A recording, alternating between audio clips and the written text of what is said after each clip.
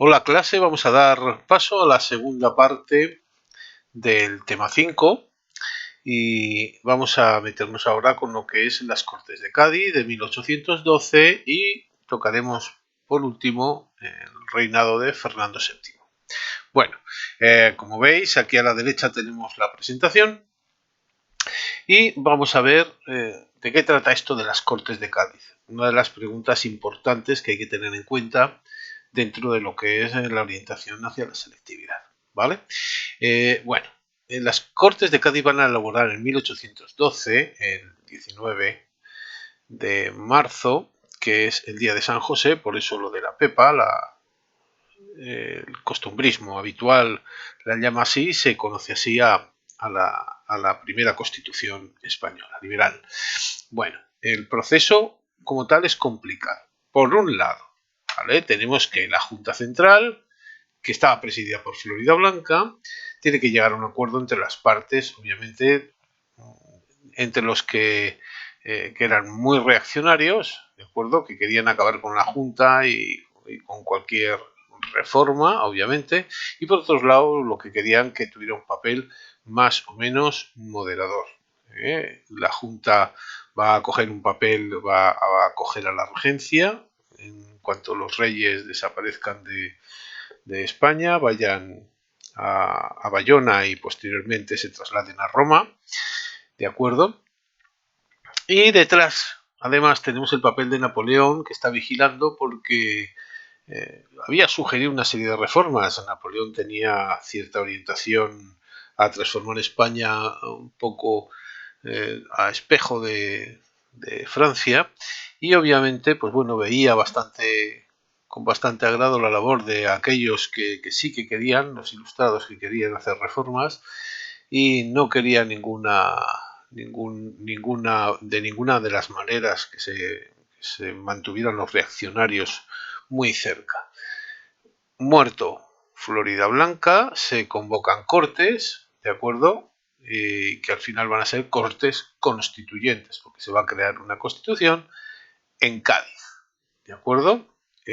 No hay partidos políticos, aunque aquí nombremos, obviamente, como podéis ver un poco, estamos hablando aquí Partido Patriota, o si nos vamos aquí a la presentación, tres partidos, absolutistas, liberales y jovellanistas. En realidad no hay partidos como tal, ¿vale? Hay un Partido Patriota que los engloba a todos, y van a Cádiz porque es la única ciudad que no tiene presencia de las tropas invasoras, ¿de acuerdo? Pero en realidad hay tres, ¿vale? Hay tres grupos que se van digamos, que van a destacar.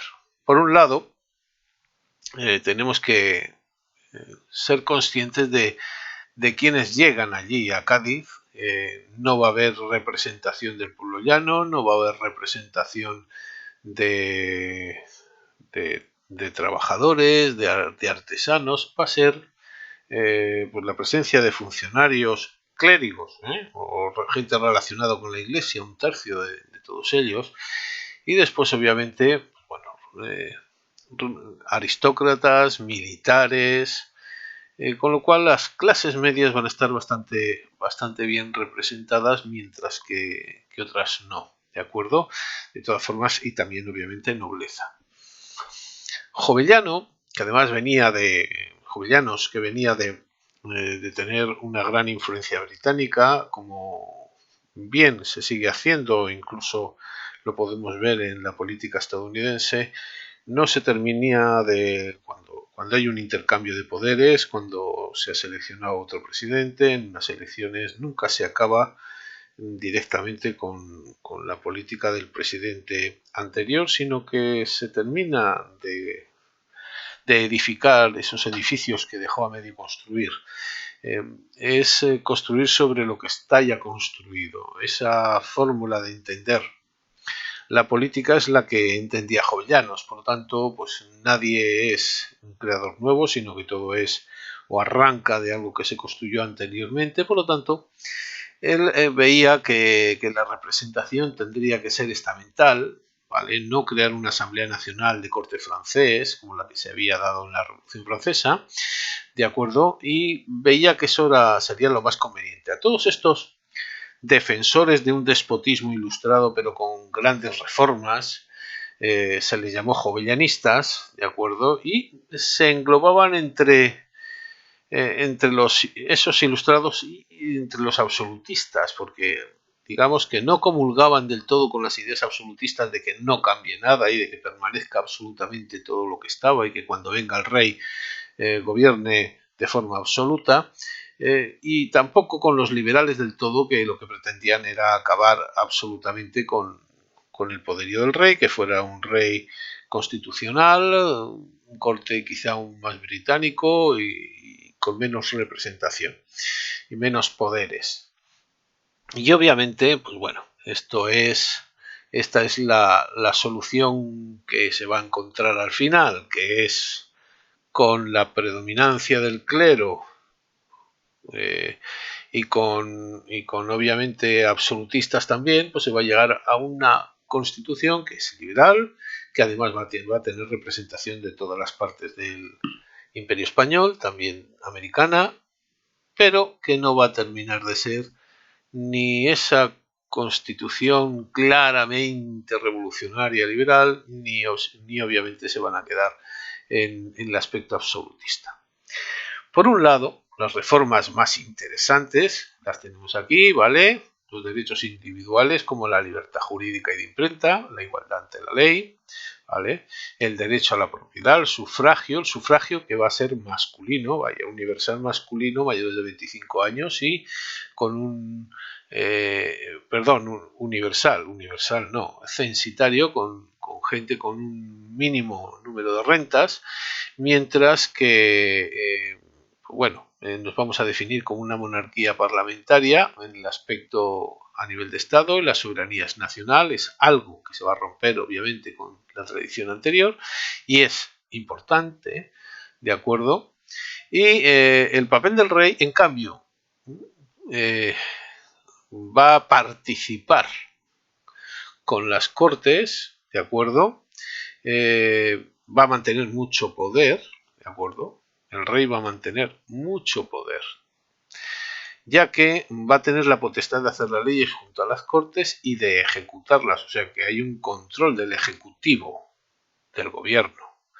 Y además posee el derecho de veto, lo cual le confiere gran maniobrabilidad, sobre todo con aquellas leyes o que no, de las que no esté de acuerdo, y además podrá maniobrar y de hecho lo va a hacer, para tumbar esto, ya veremos más adelante. Otros, pues bueno, igualdad ante la ley, libertad individual, ¿vale? Pero, ¿qué es lo que va a pasar? Todo esto es lo que se logra, pero se va a mantener la presencia de modelos anteriores. La religión católica es la única religión para todo el territorio, ¿de acuerdo? Y el derecho de veto del rey. Esos dos aspectos nos están diciendo que se siguen manteniendo estructuras anteriores. La presencia del clero, gran defensor de la nación española ante los franceses, por ejemplo, recordemos al cura Merino, harán que obviamente sí que tenga peso a la hora de establecerse, ¿de acuerdo? Entonces, también otras partes importantes, la supresión de los señoríos, ¿vale? Jurisdiccionales, las manos muertas, esos terrenos que no se cultivaban ni se aprovechaban, y va a permitir, de acuerdo al abolirse, que se empiecen a crear esa reforma agraria que ya había planteado Florida Blanca, había planteado Jovellanos, y además se va a suprimir la mesta, lo cual obviamente pues, va a permitir que se aprovechen más aún los campos. La Inquisición también y la tortura, lo cual ya también arrancaba José I Bonaparte con ello, ¿vale? Y sobre todo la libertad de prensa, que es la que garantiza obviamente la libertad de opinión, ¿de acuerdo? Liberar la industria y el comercio y acabar con los gremios van a ser otra de las medidas. Es una constitución que obviamente claramente liberal, mucho más abierta, por ejemplo, que la francesa, y que, sin embargo, la reacción americanista va a ser totalmente diferente, ¿vale? En vez de abrazar la Constitución liberal, van a aferrarse sobre todo los criollos dominantes en aquellos territorios en un rechazo y una oportunidad para separarse de España. Ya lo había hecho Paraguay en 1811, marcando el inicio de un proceso que a lo largo del siglo XIX va a culminar en el 98 con la pérdida de Cuba, Filipinas, Puerto Rico, Guam, etc. Bueno, aquí tenemos un esquema, podéis ver un esquema de lo que es la Constitución, ¿de acuerdo? Y no tiene mucho más, pero bueno, la caracteriza. ¿Qué es lo que nos encontramos? Pues bueno, la soberanía de la nación y las Cortes la representan, la igualdad de la ley y también de los americanos, ¿vale? Adiós a la sociedad estamental, estamos en la sociedad de clases, la libertad de expresión y de imprenta, la de comercio e industria, ¿de acuerdo? Y una nueva división provincial. Se crean las diputaciones provinciales. ¿Qué es la diputación provincial? El gobierno de la provincia. La abolición de la tortura, la Inquisición, los señoríos jurisdiccionales, las manos muertas y la desamortización del clero. Esos terrenos que no se explotan suficientemente y que obviamente esto va a ser importante. Es una más de las que vamos a ver a lo largo del 19 y que venían también desde el 18 y antes.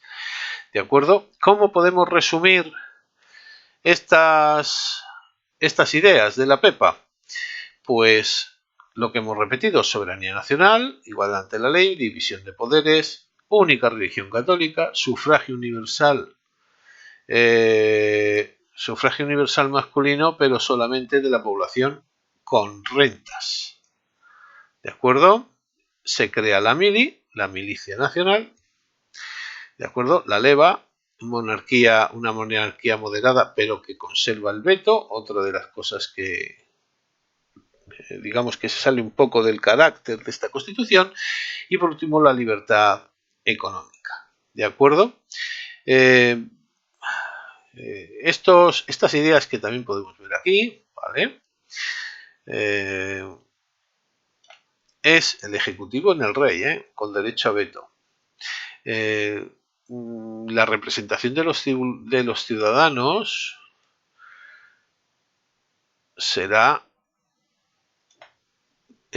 recaerá en la elección de diputados, ¿de acuerdo? Este nuevo régimen va a tardar en consolidarse y además va a dar lugar a que el antiguo régimen reaccione de forma muy potente, ¿de acuerdo? Negándolo. Bueno, aquí tenéis, obviamente, una conclusión y el significado y la vigencia de la Constitución del 12, como veremos. Está derogada en el 14, entra en vigor hasta el 23, en el 1836 está unas semanas, mientras ha muerto Fernando VII y estamos en plena regencia de María Cristina, la madre de Isabel II, y bueno, lo que supuso en su momento, ¿no? Y va a marcar ese ideal de constitución liberal española. Y con esto vamos a parar aquí, vamos a dejar paso al siguiente vídeo, donde encararemos directamente el reinado de Fernando VII.